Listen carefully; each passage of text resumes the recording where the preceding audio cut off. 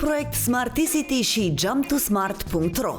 Toți știm despre Ciugu, despre Oradea, despre Cluj, dar sunt foarte multe localitățile în care sunt proiecte de succes care merită promovate și pe care trebuie să le cunoaștem. Smart City vă spune bună dimineața la o nouă întâlnire cu soluțiile smart și sustenabile pentru orașe și comunități.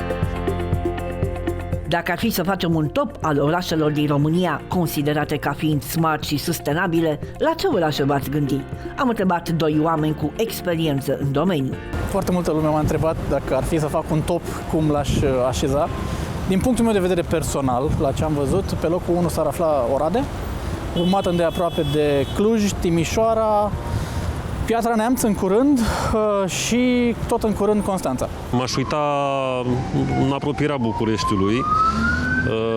Sunt două localități în care eu aș locui, Chitila și Măgurele. De ce? Pentru că sunt două localități în care se aplică conceptul de dezvoltare omogenă integrată, adică o dezvoltare care ia în considerare și componenta economică, și de infrastructură, și capacitatea administrativă, și mediul, și educația, și cultura. Oradea are o constanță în dezvoltare și în tot ceea ce a gândit acolo fostul primar și actualul primar și conducerea. S-a axat foarte mult pe partea de estetică a clădirilor, pe renovarea centrului istoric, astfel încât să facă din acel oraș un loc atractiv pentru turism.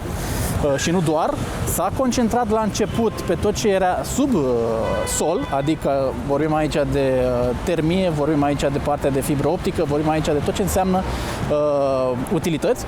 Și în momentul în care te focusezi pe partea asta, e mai ușor să crești. Măgurele avea problema pe care o regăsim în toate localitățile din România. Traficul concentrat în centrul orașului și principalele rute se intersectau fix în centrul orașului.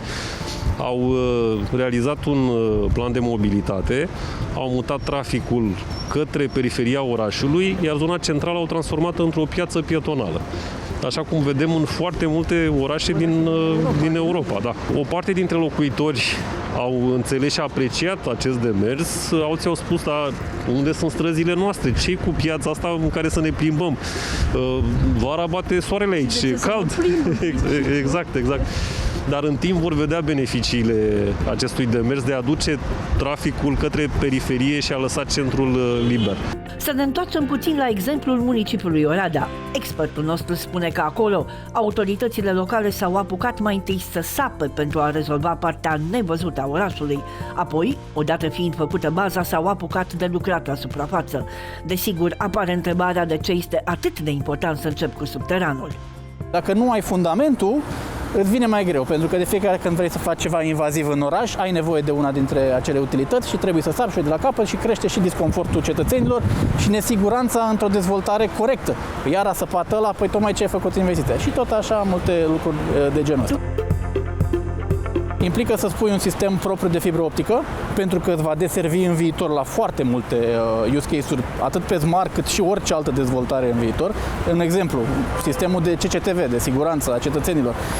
Obligatoriu trebuie pentru fiecare cameră pe care o instalezi fibră optică. Dacă țevile care furnizează căldură sunt, în cazul Bucureștiului, deteriorate, este clar că nu voi avea un randament economic și din orice alt punct de vedere nu există asigurarea unui climat de dezvoltare și de mulțumire al cetățeanului. Și în România avem foarte multe exemple de succes reușite ale administrației, dar care nu sunt foarte mult promovate și cunoscute. Toți știm despre Ciugu, despre Oradea, despre Cluj, dar sunt foarte multe localitățile în care sunt proiecte de succes care merită promovate și pe care trebuie să le cunoaștem. Cu alte cuvinte, nu bordurile și panseluțele sunt prima etapă în tranziția către un oraș smart. Noi vă dăm întâlnire mâine dimineață la o nouă pastilă Smart City. Un proiect Smart City și jump2smart.ro.